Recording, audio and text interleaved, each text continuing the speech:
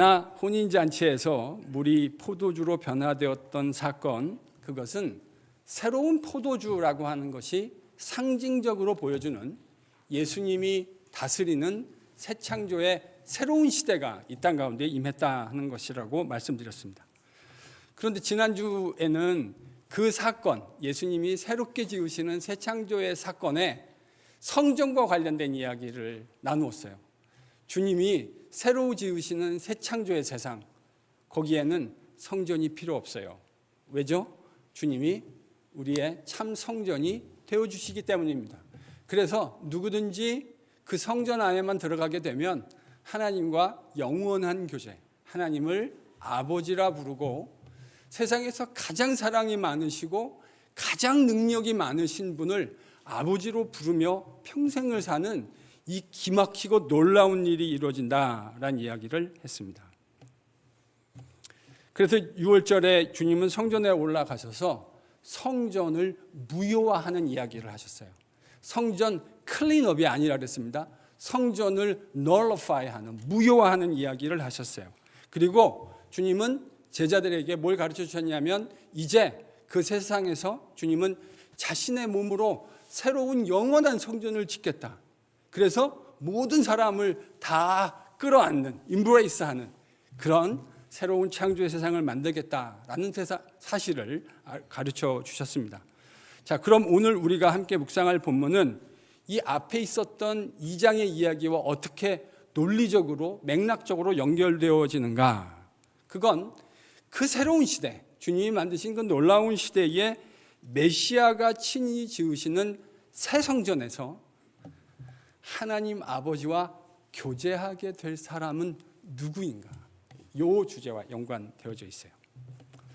요한은 새로운 메시아 시대가 열리고 새로운 성전에서 그 새로운 성전의 시대가 열린다고 얘기했는데 바로 그런 새 시대의 성전이신 주님 안에서 하나님이 부르시는, 하나님과 교제할 새로운 백성이 누구인가 하는 그 이야기를 여러분 오늘 이 니고데모가 나오는 아주 유명한 요한복음의 본문을 통해 다루어 주십니다. 자, 오늘 본문에 보면 이제 옛 성전, 새 성전이 나왔다면 이제 오늘은 옛 백성, 새 백성 이제 이런 주제가 등장할 텐데 23절에 보면 예수님이 6월절에 올라오셔서 예루살렘에 머무시며 본문에 기록된 요한복음에 기록되어 것 이외에도 여러 다른 표적들을 많이 행하신 것 같아요. 근데 이 표적을 보고 유대인들이 예수님을 믿었다. 여러분 23절에 지금 그렇게 기록되어져 있습니다. 한번 읽어볼까요? 본문 23절 같이 읽겠습니다.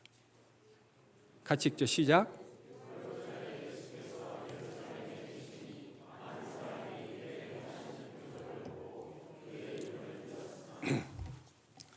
믿었다. 이렇게 이제 기록되어 있는데요. 여러분 이 믿었다. 나는 이 말이 진짜 믿음일까라는 것에 대한 의구심이 생깁니다. 왜 의구심이 생기냐면 그건 24절 때문인데 24절에 보면 이건 제가 읽어볼게요. 예수는 그의 몸을 그들에게 의탁하지 아니하셨으니 이는 친히 모든 사람을 아심이라. 이렇게 기록되어 있습니다. 근데 여러분 24절에 의탁하지 않으셨다. 사람들에게 자기 몸을 의탁하지 않으셨다라는 이 표현과 23절에 등장하는 그들이 예수님을 믿었다라는 이 동사가 똑같은 동사예요. 피스티오라고 하는 동사입니다. 이제 저는 이럴 때 이 번역이 그다지 썩 좋지 않다. 이제 이렇게 늘 이야기하곤 하는데 원어로 어떤 걸 읽어야만 그 본 의미가 살아날 때가 있잖아요. 그렇죠? 그들은 예수님을 믿었다. 그러나 제가 좀 거칠게 번역하면 예수님은 그들을 믿지 않았다. 이렇게 되는 거예요. 그들은 예수님을 표적을 보고 피스티오했지만 예수님은 그들을 피스티오하지 않으셨다. 그러니까 23절에 나오는 믿었다라는 말은 진짜 믿음이라기보다는 피상적인 믿음을 이야기하는 것으로 이해하는 것이 적절해 보입니다. 사람들 가운데 이런 분들이 있죠. 기적 같은 거를 보면 하나님을 더 잘 믿게 되지 않을까. 저도 정직하게 그런 생각을 했던 적이 있습니다. 하나님 어떤 기적을 보여주면 그걸 더 잘 하나님을 믿게 되지 않을까? 근데 그렇지 않더라고요. 사람의 믿음이라는 게 기적을 본 곳으로부터 생겨나는 것이 아니더라고요.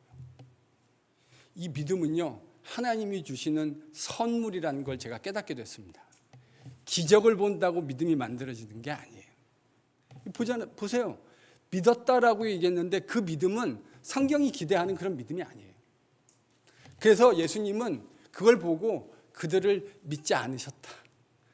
왜냐하면 그들 안에 친히 뭐가 있는지 다 알고 계셨기 때문에 이렇게 기록되어져 있습니다. 바로 이런 문맥에서 외형적으로는 주님에 대해서 호감을 가지고 있긴 했지만 여전히 믿기 어려운 한 사람이 등장하는데 그의 이름이 바로 니고데모입니다. 본문에는 그가 유대인의 지도자였다 이렇게 소개돼요.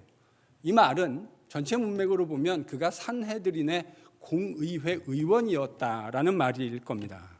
그런데 그가 밤에 예수님을 찾아왔습니다. 언제 찾아왔다고요? 밤에. 이 밤에 찾아왔다는 말은 요한복음을 좀 많이 묵상하다 보면 두 가지 의미로 해석할 수 있을 것 같아요. 첫 번째는 정말 물리적 시간이 밤이었다는 겁니다. 야간 시간에 그러니까 찾아왔던 거죠. 왜 야간 시간에 찾아왔을까요? 그의 신분과 연결시켜서 유추해 본다면 사람에게 눈에 띄는 것. 요즘처럼 뭐 가로등이 발달된 시대도 아니니까 불빛 없으면 혹 사람을 인기척을 느꼈다 하더라도 그게 누군지 알기 쉽지 않은, 그러니까 자기의 신분을 노출시키지 않은 채 예수님을 찾아온 거죠. 이제 그래서 밤에 찾아온 겁니다. 그런데 이에 더해서 요한복음은요, 이 문학적인 상징들이 정말 많이 적절하게 사용되는 저는 성경이라고 생각해요. 나중에 우리가 요한복음 13장에 가면 가룟 유다가 예수님을 배신하는 장면이 나옵니다. 근데 그때 요한이 뭐라고 기록했냐면 그가 예수님을 배신하러 밖으로 나아갔다. 그 만찬장에서 나아간 거거든요. 근데 그 결론을 이렇게 써놨어요. 밤이었더라. 사실 그게요, 그 표현이 없어도 되잖아요. 그가 예수님을 팔기 위해서 나아갔다고 하는 게 문맥에 너무 분명한데 그 말 없어도 되는데 요한은 거기서 밤이었더라. 무슨 말일까요?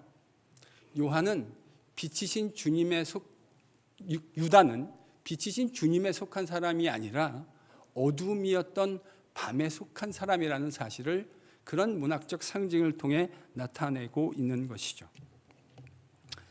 그가 오늘 본문도 마찬가지입니다. 그가 빛이신 주님과 대비되어서 아직은 어두움의 영역에 속한 사람이라는 것, 이렇게 상징적으로 보여주었다 저는 생각합니다.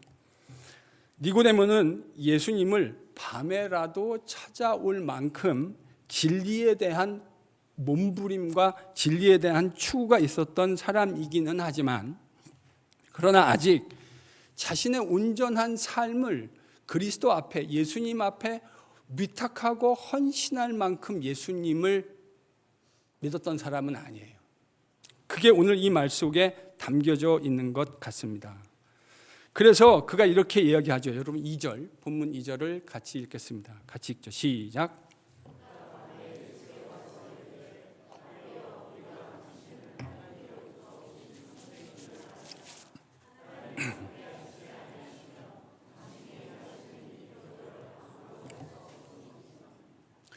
지금 니고데모가 예수님을 뭐라고 인식하고 있죠? 랍비, 선생님.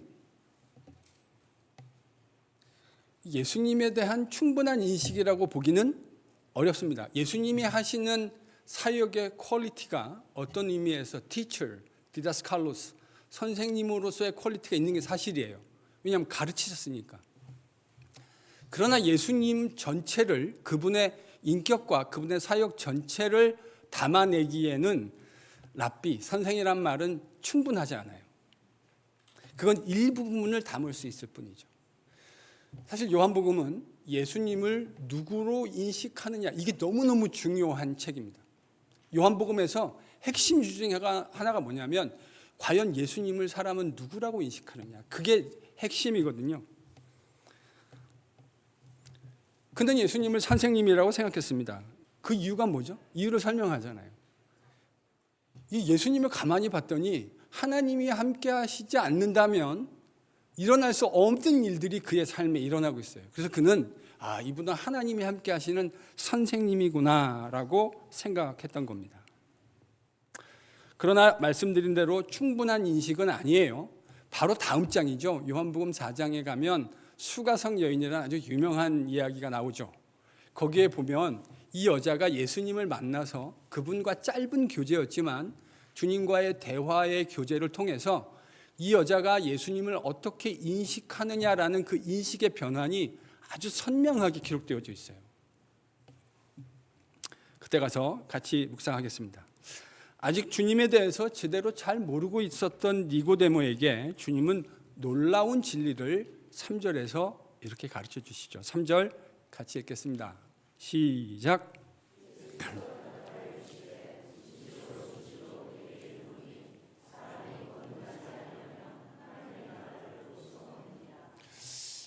주님은 사실 이 니고데모와의 대화를 통해서 아주 중요한 영적 진리를 또 가르쳐 주실 기회가 얻었다, 이렇게 포착하신 것 같아요.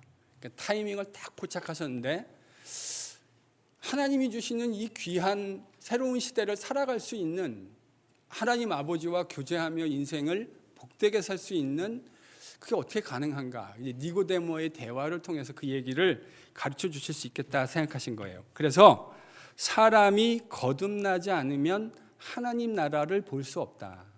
하나님 나라는 여러분 새 창조의 나라라고 바꿔도 괜찮거든요. 사람이 거듭나지 않으면 새 창조의 나라 그거 경험할 수 없다. 이렇게 이제 가르쳐 주신 거죠. 거듭난다. 우리말에 이 거듭이라고 하는 표현에 좀 주목해 볼까 합니다. 요한이 실제로 사용한 이 거듭이라는 adverb, 부사에 사용한 단어는 아노센이라고 하는 단어입니다. 여러분, 이 아노센이라고 하는 단어는 again이라는 의미로도 번역 가능하기는 하지만 문자적으로는요, again이라기보다는 이런 의미예요. from above, 저 위로부터. from above. 그 아노센의 문자적 의미가 그래요. 그러니까 from above. 실제로 여러분 요즘 저희들이 맨날 슬라이드로 다 보여주셔가지고 성경을 안 갖고 오시는 분들도 더러 계시죠.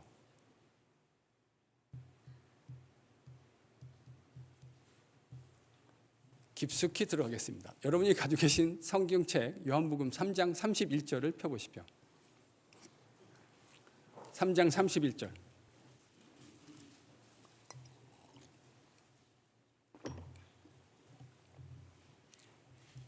같이 한번 읽어보실까요?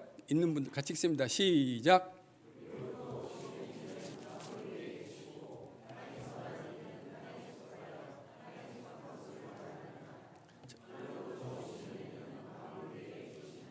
자, 여기 보면 위로부터 이렇게 시작하죠. 한국 번역으로는요, 그렇죠? 위로부터. 여러분, 이 단어가 바로 아노센입니다. 위로부터, from above.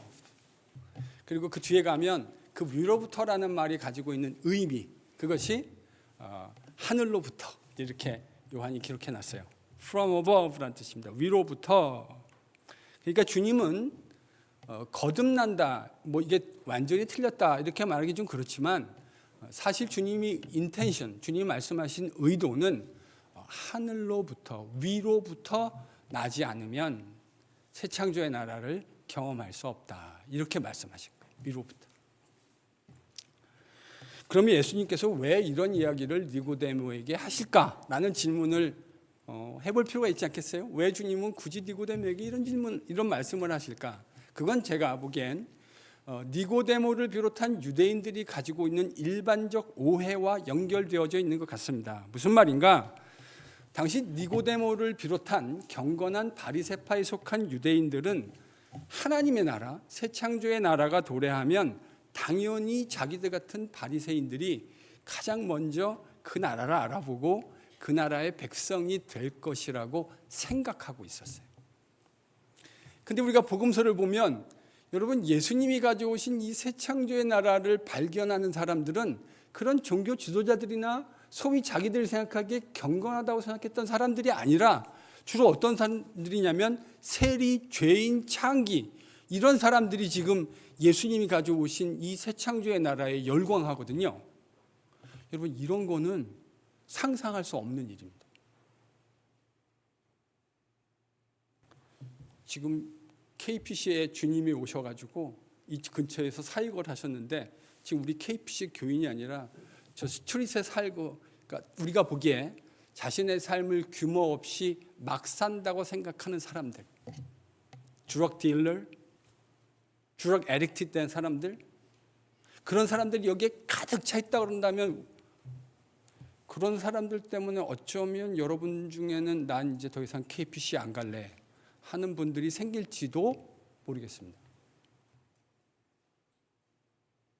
예수님은 새 창조의 나라를 가져오셨는데 여기에 열광하는 사람들은 경건한 유대인들이 볼 때는 상상할 수도 없는 사람들입니다. 머릿속에 떠올리기도 싫은 사람들. 그런데 주님은 그 말씀을 하고 싶으신 거죠.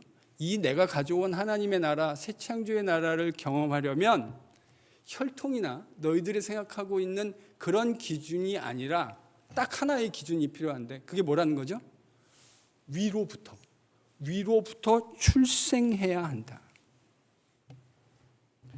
우리는 이 말을 편안하게 받아들일 수 있을는지 모르지만 직접 들었던 사람들은 충격적이었을 겁니다.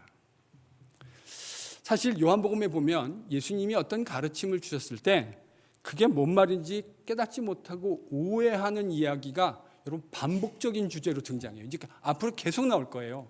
바로 직전에 우리 어떤 얘기 있었죠? 예수님이 성전 허물고 3일 만에 짓겠다고 하니까 이게 46년 동안 지었는데 네가 어떻게 3일 만에 짓겠느냐라고 주님의 말씀의 의미를 깨닫지 못하고 오해하는 사람이 등장했잖아요.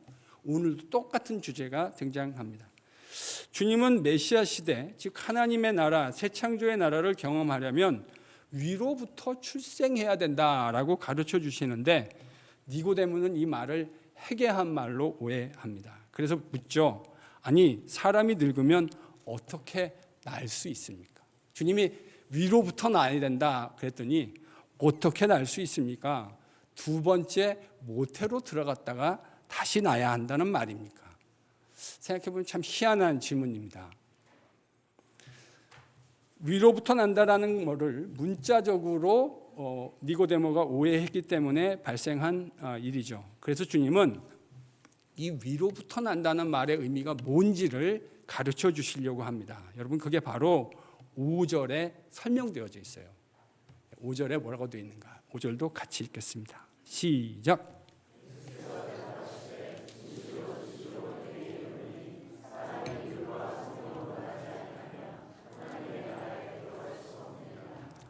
자, 위로부터 난다라는 말을 5절에서 주님은 어떤 말로 바꾸셨습니까? 물과 성령으로 난다. 물과 성령으로 난다. 그러니까 앞에서는 하늘로부터 난다, 위로부터 난다 하셨는데 그 위로부터 난다라는 말을 오해하니까 그 말이 가지고 있는 의미가 물과 성령으로 난다 이렇게 가르쳐 주세요. 사실요, 예수님 말씀을 잘 묵상하다 보면 예수님은 자기가 뭐를 창작하는 거 잘 안 하세요. 구약 성경에 이미 있었던 이야기를 자신의 말로 다이제스트해서 소화해서 이야기하신 경우가 참 많은데, 물과 성령이란 말은 무슨 말일까? 여러분, 이 말을 이해하시려면 에스겔 36장 25절에서 27절을 이해하셔야 돼요. 슬라이드가 준비되어 있습니다. 좀 길긴 하지만 같이 한번 읽어보겠습니다. 시작.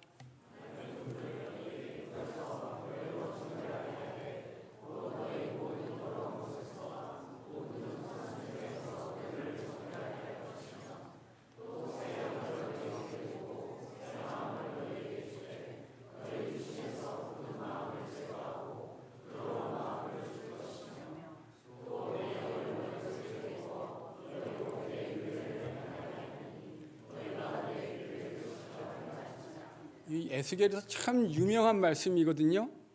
근데 우리 KPC 성도들은 이게 유명하다 그랬을 때 이렇게 딱 클릭되는 게 있으셔야 됩니다. 왜 그럴까요?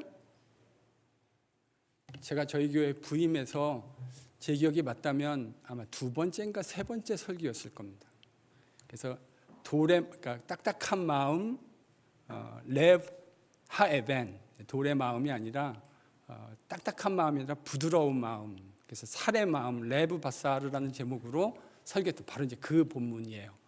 이 내용이 뭐냐면요, 이스라엘 백성들이 하나님을 섬기지 않고 우상 숭배했습니다. 영적인 간음을 행하신 것이죠. 그래서 하나님이 이 이스라엘을 징벌하세요. 성전을 버리시고 마치 신랑이 신혼집을 떠나가듯이. 왜냐하면 아내가 이미 바람났으니까, 그 바람난 아내가 이미 집 나갔는데 덩그러니 남겨진 성전을 하나님, 신랑이신 하나님이 너무나 가슴 아프게 떠나시는 장면이 에스겔에 기록되어져 있습니다. 그런데 하나님께서 다시 마음을 돌이키셔서 그 아내의 신혼집으로 돌아오시는 장면. 근데 그거는 돌이킴이 있지 않으면 불가능하죠.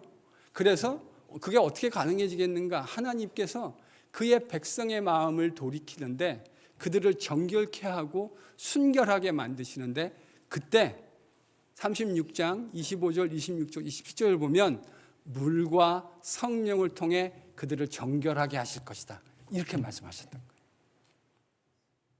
근데 지금 예수님이 물과 성령으로 난다, 이건 구약 성경을 좀 읽은 사람에게는 에스겔 36장이 떠오르게 하는 방식으로 주님 말씀하신 거예요. 함의가 뭘까요? 예수님은 성령의 역사를 통해 새로운 세상, 새로운 백성들을 깨끗하게 정결하게 해서 신혼집이신 성전이신 주님 안에 초대해서 아버지와 교대하게 만들겠다. 요한복음 1장부터 얘기했던 새로운 창조의 빛이 어둠 가운데 비쳐서 그 어둠을 물러가게 하고 그의 백성을 정결하게 만들어서 하나님과 교제하는 새로운 백성, 그 축복된 삶을 살게 하겠다는 요한복음의 진리와 딱 맞닿아 있는 거죠.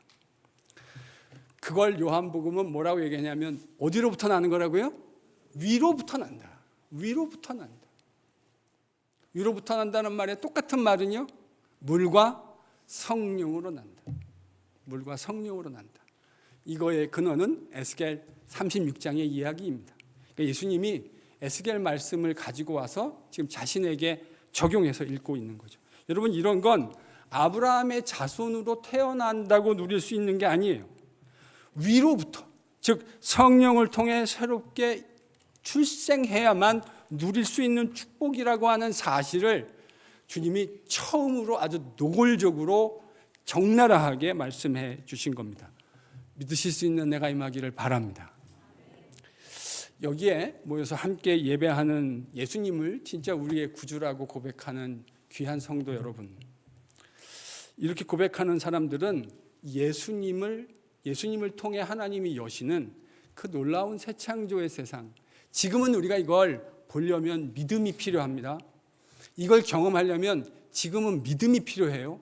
그런데 어느 순간이 되면 이걸 보기 위해서 더 이상 믿음이 필요하지 않는 날이 오게 될 겁니다.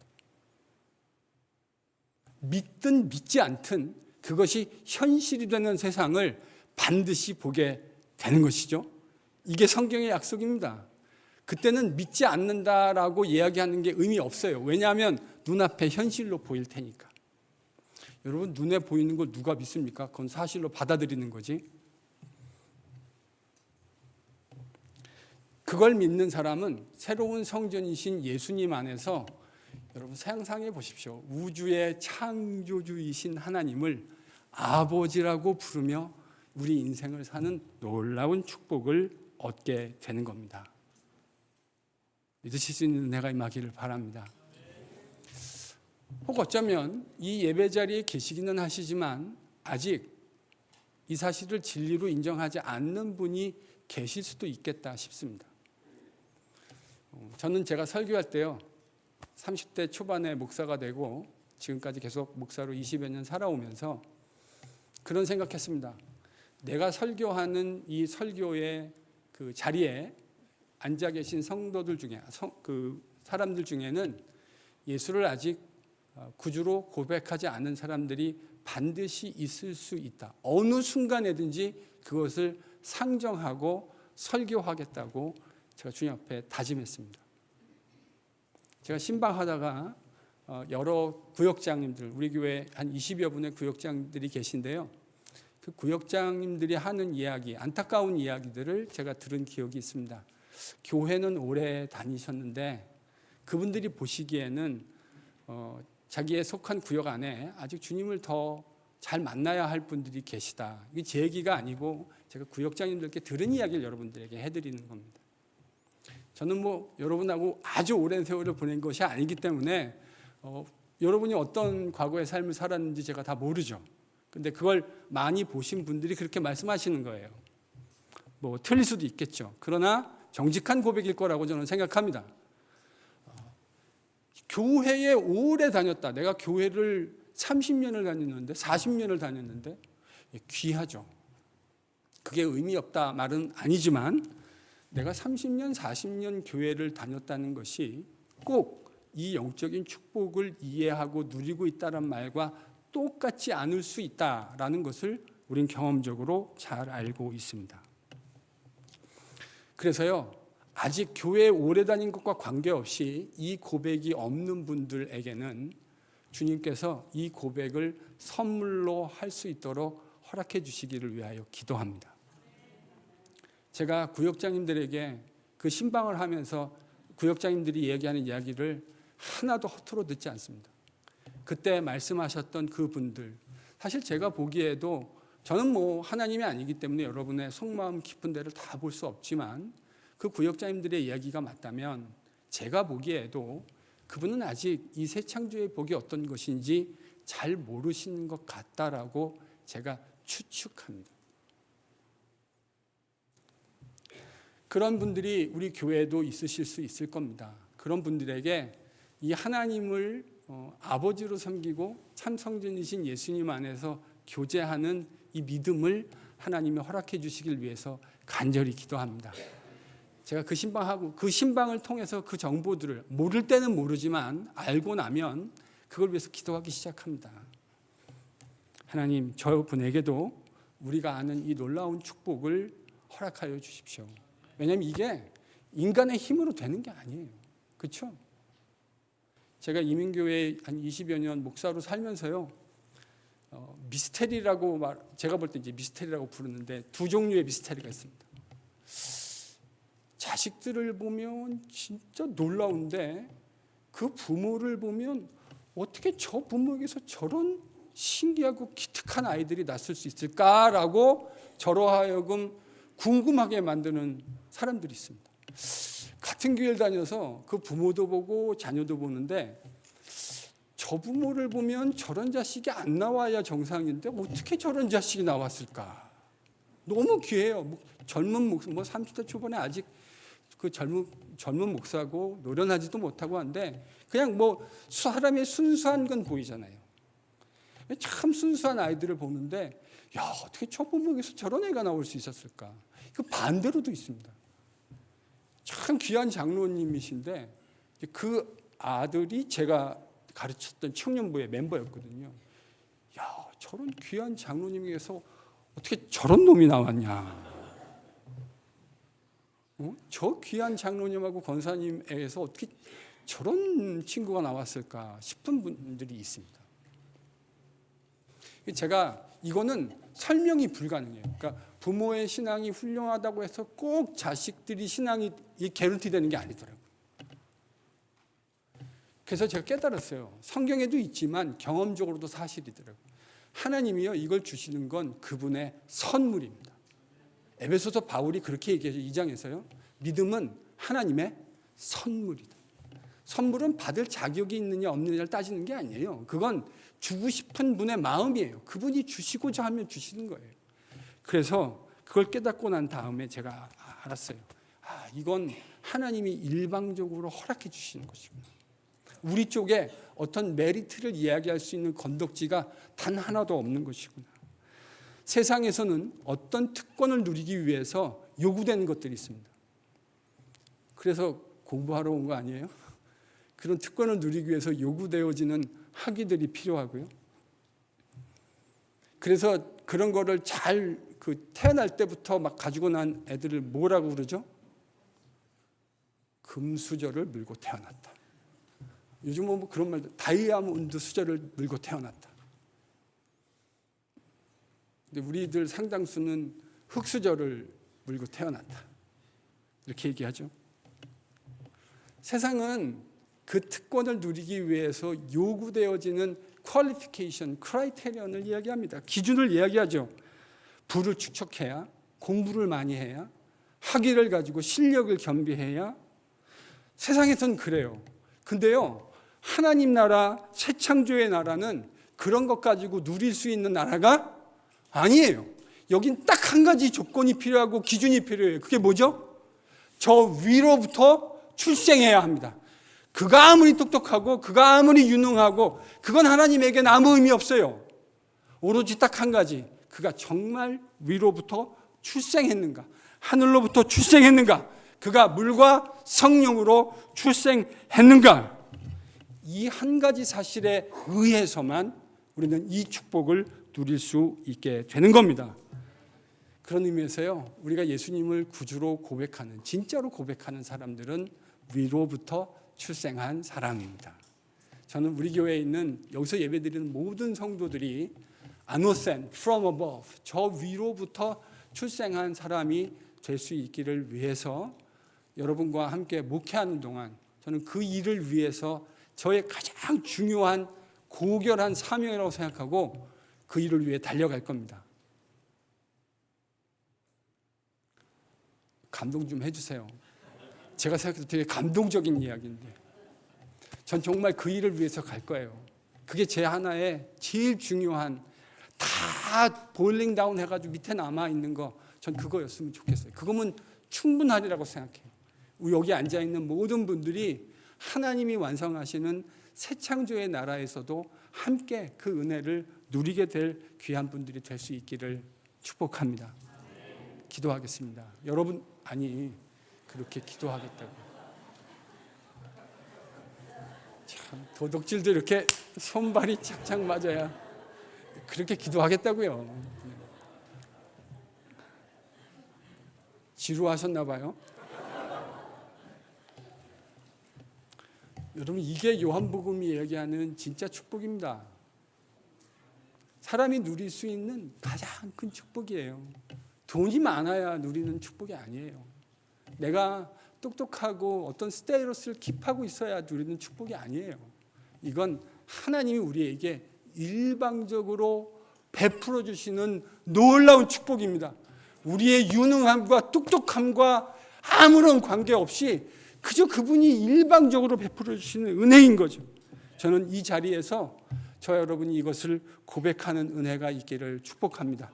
예배의 자리는요, 이거를 리마인드하는 자리예요. 혹시 그것이 안 되는 분들이 있다면 될 때까지 기도하겠습니다. 하나님이 그 은혜를 주실 때까지 기도하겠습니다. 오늘 말씀을 통해 이 귀한 축복, 사람의 결단이나 사람의 의지로 되는 것이 아니라는 사실을 깨닫게 됩니다. 오로지 누가 하셔야 되는 일입니까? 하나님이, 성령님이 역사해 주셔야만 이 일은 될 수 있는, 누릴 수 있는 축복입니다. 혈통으로 되지 않습니다. 아버지의 뜻으로 되는 것이 아니에요. 아버지가 아무리 원해도 안 될 수 있어요. 오로지 성령이 역사하여 하십니다. 저는 이 대목에서 기도의 힘을 의지하지 않을 수가 없습니다. 왜냐하면 저의 개인적 위로부터의 출생도 바로 적지 않은 사람들의 기도를 통해 이루어졌다는 사실을 제가 확실히 깨닫게 되었기 때문입니다. 제가 중고등부 시절 엄한 아버지 밑에서 아버지한테 혼나지 않기 위해서 교회를, 예배당 뜰을 밟고 다니기는 했지만 저는 제 스스로를 불신자라고 생각하고 교회를 다녔습니다. 사람들에게, 차마 부모님께는 이렇게 얘기하면 그것이 마음에 대못을 박는 일이 될 수 있다는 걸 알았기 때문에 말씀드리지 못했고, 친한 친구들에게는 다 이야기해 줬습니다. 제가 교회를 막 열심히 다니니까 막 고등부 회장을 시키는 거예요, 저를. 근데 여러분, 고등부 회장이 되면 나가서 기도를 해야 되잖아요. 예배 시간에. 저는 예수님을 안 믿는데. 이게 여러분 얼마나 고통스러운 일인지 아십니까? 이제 그거를 친구들이 본 거예요. 그래서 제가 얘기도 했고. 그러니까 전도사님과 그 당시 참 귀한 전도사님이죠. 저를 위해서 또 그 친구들하고 같이 얘기해서 계속 기도를 해주셨대요. 제가 나중에 철이 들고 알았는데, 예수님 믿고 알았는데, 심지어 저를 위해서 금식을 하고 기도를 하셨대요. 친구들하고 같이. 제가 뭐라고.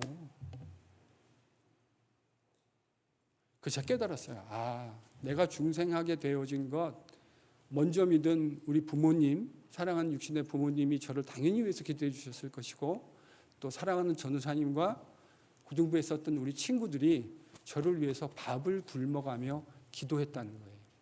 그 기도의 열매가 누군 거죠? 기도의 열매가 저예요. 제가 깨닫게 됐어요. 그리고 목사로 살아가면서 하나님은 어떤 일을 하실 때, 여러분 그거 아세요? 하나님은 어떤 일을 그분이 계획하실 때 어떻게 시작하시는지 아세요? 그걸 위해서 기도하는 사람을 일으키시는 게 그분의 첫 번째 일이에요. 누군가의 마음에, 하나님을 아는 귀한 성도의 마음속에 누군가를 위해서 기도하는 일을 시작하십니다.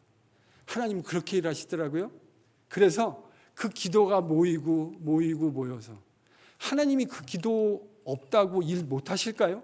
아니죠. 얼마든지 하실 수 있는데 우리와 함께 일하기를 원하시는 거죠. 그래서 성도들의 마음을 쏟아내는 기도를 받으시고 하나님은 그 일을 이루어 가십니다. 저를 위해서도 그랬어요. 그래서 제가 이 귀한 복음의 은혜를 누리게 되었고, 목사가 되어서 많은 성도들을 주님 앞으로 인도해내는, 여러분 이 귀한 일에 제가 지금 쓰임받고 있는 것 아닙니까? 이 일이 어떻게 시작되어졌죠? 이 은혜를, 복음의 은혜를 깨닫는 자들이 기도해주는 일을 통해서 시작되었어요. 혹시 오늘 이 설교를 듣는데 여러분의 머릿속에 떠오르는 사람이 계세요? 가족 중에 누구일 수도 있고, 또 내가 알고 있는 지 중에 어떤 사람일 수도 있으실 거예요. 계속 고민해 보세요. 하나님이 떠올리게 하시면. 저는 그 구역장님들과 신방하고 저에게 말씀해 주신 분, 제가 모르는 건 어쩔 수 없지만 아는 이상은 기도하지 않을 수 없습니다. 왜냐하면 이 위로부터 출생하는 거룩한 신비는 오로지 누가 하실 수 있는 일이기 때문에요. 하나님께서, 성령께서 하시는 일이기 때문에. 그래서 그것을 깨닫게 되었고, 그 기도 덕분에 주님의 은혜로 그것을 전하는 목사로 살 수 있게 되었습니다. 우리가 누리는 이 놀라운 복을 다른 사람들이 함께 누려야 하지 않을까요? 거저주시는 하나님 아버지의 이 놀라운 축복, 여러분 우리를 통해서 이 세인루이스 땅에 아직도 주님을 제대로 알지 못하는 사람들에게 이 놀라운 새로운 창조의 세상을 살아가는 놀라운 복이 임할 수 있기를 축복합니다. 여러분 우리를 통해 하십시다. 이게 사람이, 여러분 이 하나님의 손에 쓰임받는 건 너무나 행복한 일입니다. 하나님이 우리를 그렇게 이끌어 가시는 경험을 하는 건 너무나 기가 막히게 가슴 설레이는 일입니다. 이 일에 우리 KPC 모든 성도들이 다 쓰임 받으실 수 있기를 예수님의 이름으로 간절히 축원합니다.